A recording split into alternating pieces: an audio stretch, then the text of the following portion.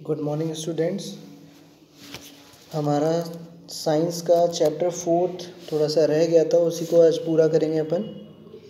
तो अपन ने कहाँ तक पढ़ लिया था? अपन ने पढ़ लिया था कि जो कॉटन होता है वो किस तरीके से बनता है, कॉटन कैसे निकाला जाता है।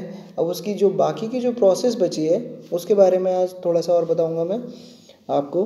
तो कॉटन, जैसे मैंने आपको बताया था कि बीज के आसपास का जो एरिया रहता है, जो सीड रहता है, सीड के आसपास एक वाइट कलर की कोटिंग आती है, वो थोड़ी सी फ्लफ़ी रहती है। फ्लफ़ी का मतलब आप समझेंगे कैसे कि फ्लफ़ी का मतलब वो स्पंजी टाइप की रहती है, वही कॉटन रहता है।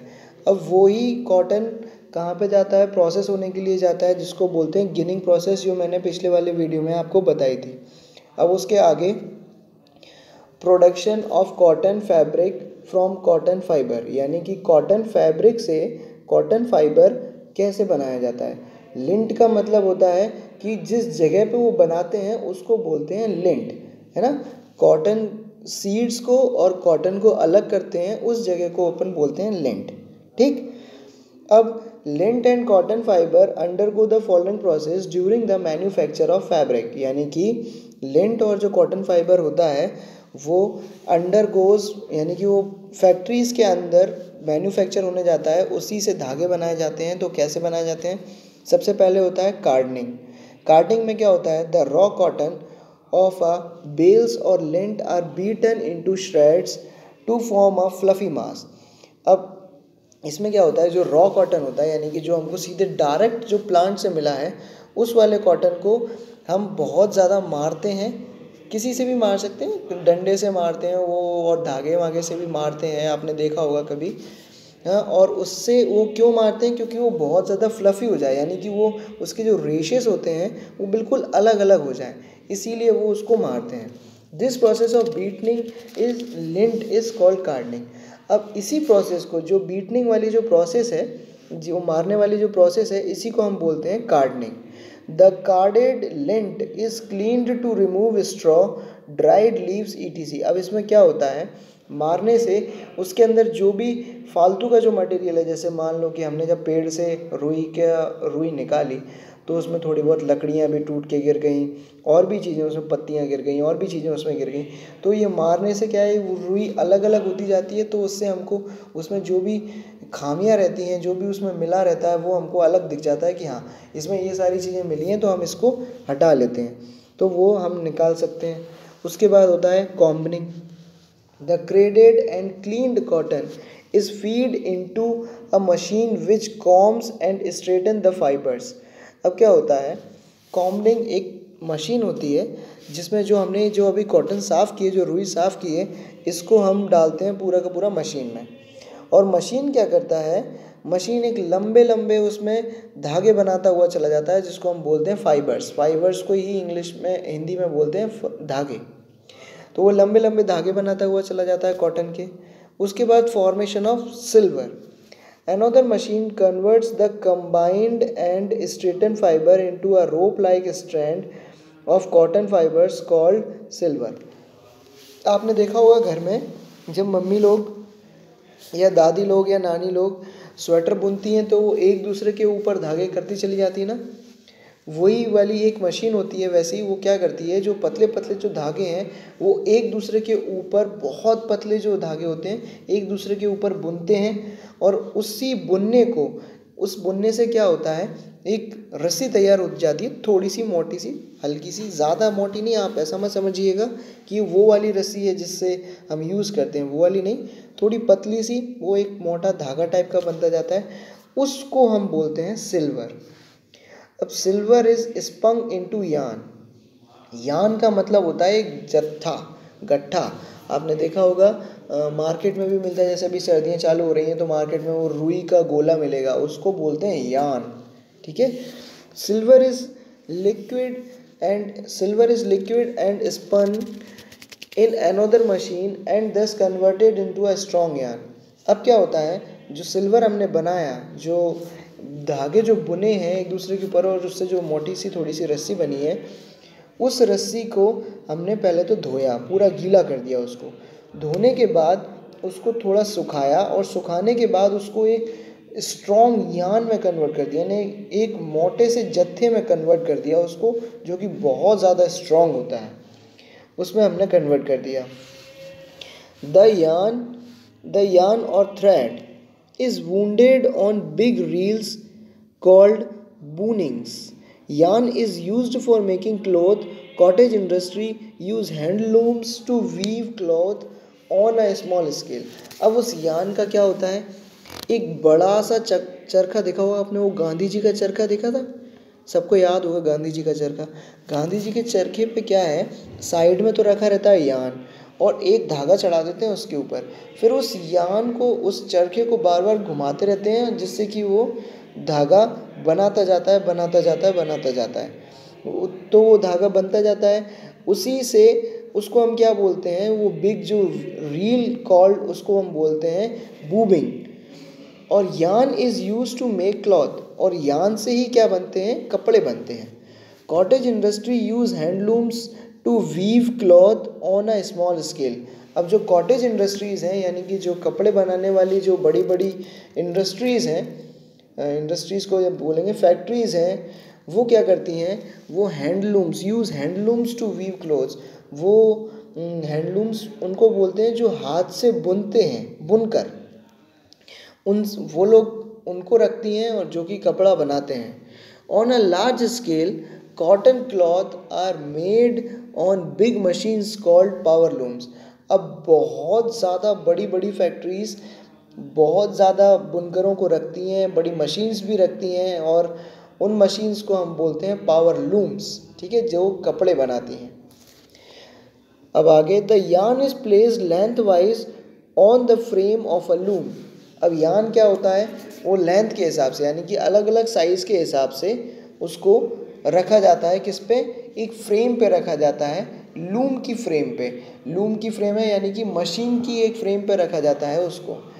This is called yarn. This is called yarn. इसको हम क्या बोलते हैं, जो जिसको रखते हैं पूरे के पूरे कपड़े को, उसको हम बोलते हैं यार्प या फिर warp. Then one more yarn is wounded on wooden reels and placed in the shuttle of the machine. अब एक और जो यार्न होता है, यार्न यानी कि जो गट्ठा है, उसको हम एक और उससे वो रील बनाते हैं, और उसको फिर से मशीन के ऊपर रखते हैं। The thread in the shuttle move back and fourth with the help of machine and this is called weft.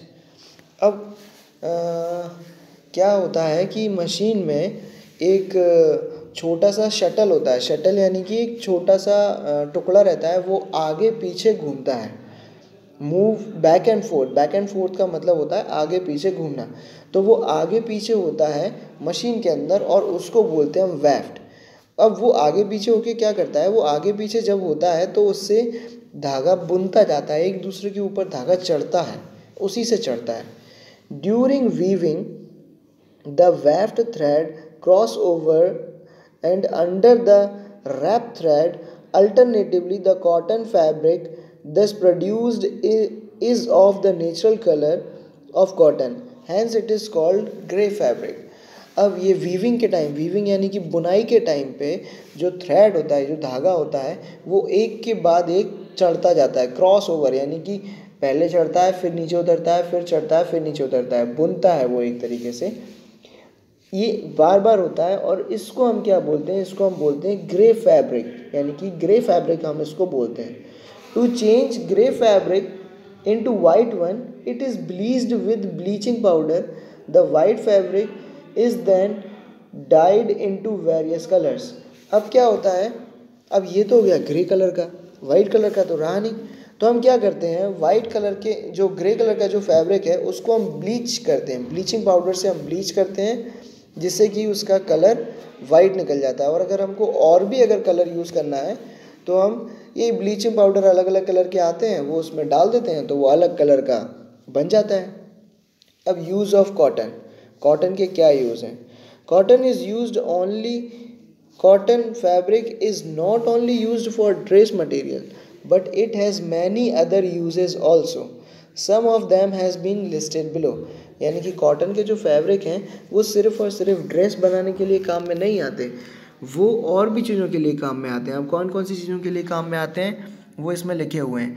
Mixed with 1 और 2% सिंथेटिक फाइबर, यानी कि अगर कॉटन के फाइबर में अगर 1 या 2% सिंथेटिक फाइबर मिक्स कर दिया जाए तो वो क्या बनता है, it forms a very resistant, long lasting and wrinkle free fabric. यानी कि अगर इसमें हम सिंथेटिक फाइबर और मिला दें कॉटन के फाइबर में तो एक ऐसा कपड़ा बनता है, एक ऐसा धागा बनता है जिसमें बहुत लंबे समय तक चलता है वो, उसमें थोड़ा सा मतलब कि ड्यूरेबिलिटी उसकी ज़्यादा होती है, लंबे समय तक चलता है, और रिंकल फ्री यानी कि उसमें सिकुड़न नहीं पड़ती। रिंकल फ्री का मतलब है सिकुड़न नहीं पड़ती। Cleaned and carded raw cotton is used as bandage for covering wounds. और अगर जो बिल्कुल जो रॉ कॉटन होता है, जैसा कि उसको कुछ भी नहीं किया जाए, सीधे डायरेक्ट यूज़ कर लिया जाए प्लांट से निकाल के, तो उसको किस में काम में लिया जाता है, उसको काम में लिया जाता है सफाई करने के। किसके सफाई करने के, घाव जो हो जाते हैं हमारे कहीं पे लग जाती है तो सफाई करने के। वो जो आपने भी देखा होगा वाइट कलर की कॉटन का यूज़ करते हैं और उससे सफाई करते हैं, है ना, तो घाव साफ़ करने के काम में यूज़ किया जाता है।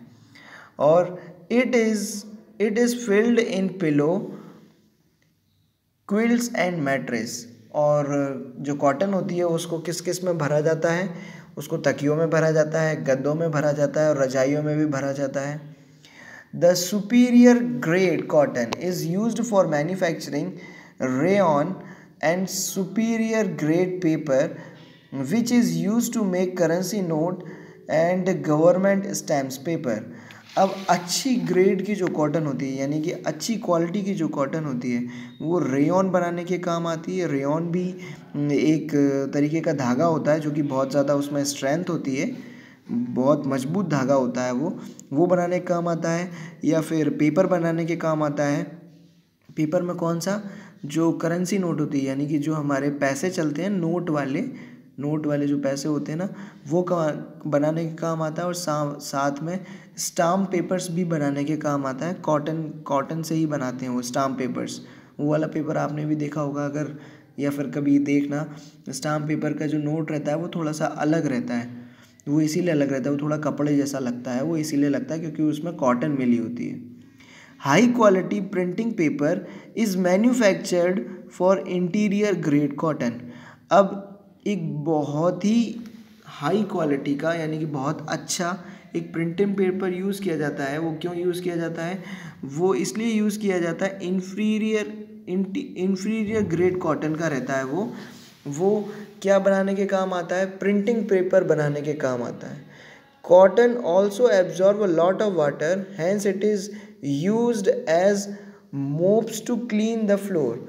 अब कॉटन क्या है, बहुत ज़्यादा पानी भी एब्जॉर्ब कर सकती है, उसके अंदर बहुत ज़्यादा पानी भी आ सकता है, तो इसीलिए कॉटन किसके लिए भी यूज़ आती है, cotton mops to clean floors, यानी कि पोंछा बनाने के भी काम आती है, जो कि जिससे कि हम नीचे सफाई कर सकें। ठीक है।